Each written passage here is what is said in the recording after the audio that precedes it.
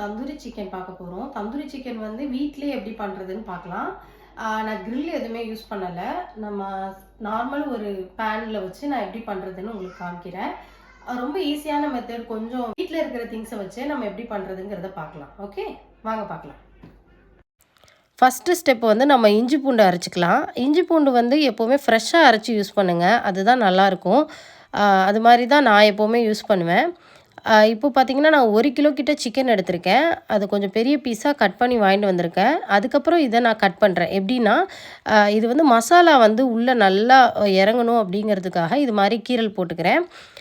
இது மாதிரி பண்ணுறதுனால உங்களுக்கு சாஃப்டாக இருக்கும். இன்னொன்று வந்து மசாலா நல்லா இறங்கியிருக்கும். இன்னொன்று நம்ம கடையிலலாம் கிடைக்கிற மாரி தந்தூரி சாப்பிட்ணுன்னா இது மாதிரி தானே இருக்கும். கிரில்லில் பண்ணும்போது நல்லா கோடு போட்டு பண்ணுவாங்க. அதனால தான் இது மாதிரி பண்ணியிருக்கேன்.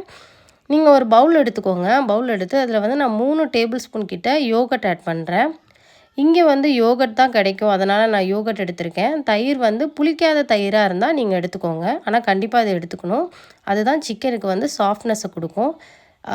இதோட 1/4 டீஸ்பூன் மஞ்சள்தூள், 1.5 டேபிள் ஸ்பூன் கிட்ட நான் காஷ்மீரி சில்லி பவுடர் எடுத்திருக்கேன்.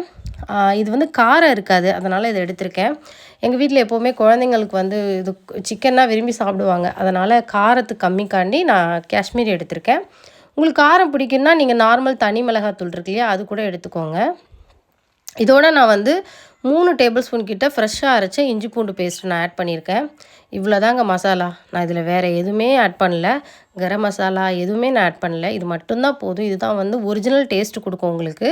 நீங்கள் இதை மட்டுமே ஆட் பண்ணி நல்லா மிக்ஸ் பண்ணிக்கோங்க. மிக்ஸ் பண்ணிவிட்டு நம்ம வச்சுருக்க சிக்கனை இதில் போட்டு நல்லா ரப் பண்ணிக்கோங்க. இதில் அந்த கோடு போட்டிருக்கோம் இல்லையா, அதிலெல்லாம் நல்லா அது கை வச்சு நல்லா இது பண்ணி மிக்ஸ் பண்ணி அப்படியே ஒரு மணி நேரத்துக்கு அப்படியே வச்சிடலாம். நல்லா மிக்ஸ் பண்ணிக்கிட்டே இருக்கணும். மிக்ஸ் பண்ணிக்கோங்க. ஃபஸ்ட்டு வந்து ஒரு 5 நிமிஷத்துக்கிட்டையாவது நல்லா மிக்ஸ் பண்ணிக்கோங்க. மிக்ஸ் பண்ணால் தான் நமக்கு வந்து அதில் போய் நல்லா மசாலா இறங்கி நல்ல ஒரு டேஸ்ட்டு கொடுக்கும் உங்களுக்கு. ஓகேவா? அதனால் நல்லா மிக்ஸ் பண்ணி இந்த பாருங்கள் நான் எப்படி பண்ணுறேன்னு பார்த்தீங்களா? அது மாதிரி பண்ணி ஃபுல்லாக ரப் பண்ணி வச்சுட்டு ஃப்ரிட்ஜில் வச்சுருங்க. ஒரு மணி நேரமாவது அட்லீஸ்ட் வைங்க. அப்போ தான் வந்து அது ஒரு டேஸ்ட் வந்து நல்லாயிருக்கும். உங்களுக்கு டைம் இருக்குன்னா நீங்கள் ஓவர் நைட் கூட ஊற வச்சு பண்ணலாம், நல்லாயிருக்கும். ஃபஸ்ட் நம்ம எண்ணெய் ஊற்றிக்கலாம். இதுக்கு ரொம்பலாம் எண்ணெய் தேவைப்படாது, கொஞ்சம் தான். ஆனால் வந்து கொஞ்சம் பேன் ஃபுல்லாக ஃப்ரையாக போகிற மாரி எண்ணெய் ஊற்றிக்கோங்க. எண்ணெய் லைட்டாக சூடாகட்டும்.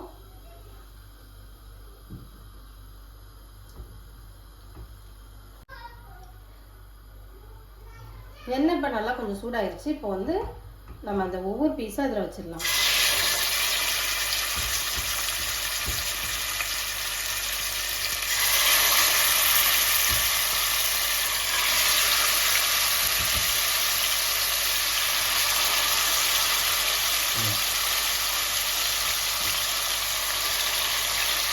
இதில் வந்து கொஞ்சம் கேப் இருந்தால் போதும், ரொம்ப கேப் விட்டுறாதீங்க. அப்போ மசாலா வந்து ரொம்ப பிரிஞ்சிடும். அதனால் கொஞ்சம் கேப் விட்டால் போதும். இப்போ வந்து ஃப்ரை பண்ணியாச்சு. இது அட்லீஸ்ட் ஒரு 15 நிமிஷமாவது ஒரு பக்கம் வேகணும். அதுக்கப்புறம் நம்ம 15 நிமிஷம் வந்து இன்னொரு பக்கம் வேக வச்சு எடுக்கணும்.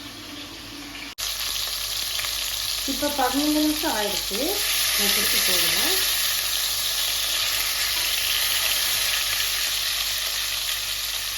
பார்க்கும்போது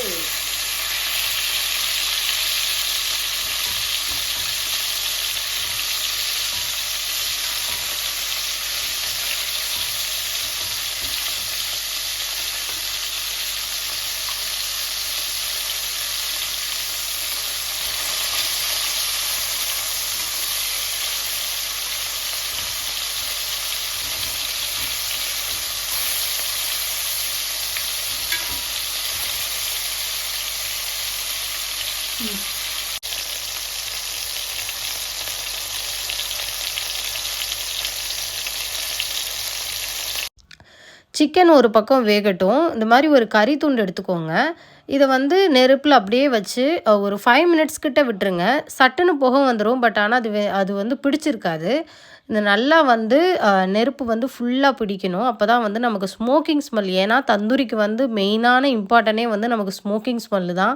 அது வந்து கண்டிப்பாக நமக்கு இருந்தால் தான் வந்து அந்த தந்தூரியோட ஃபீலே வரும் நமக்கு. ஸோ அதனால் நான் இப்போ சிக்கன் எல்லாமே பொரித்து எடுத்துக்கிட்டேன். சைடில் பார்த்தீங்களா அந்த நெருப்பு வந்து எரிஞ்சிட்ருக்கு. ஸோ நான் இதெல்லாம் எடுத்து வச்சுட்டு இது ரெடி ஆகட்டும். ரெடியான பிறகு நான் உங்களுக்கு எப்படி பண்ணணுன்னு காமிக்கிறேன்.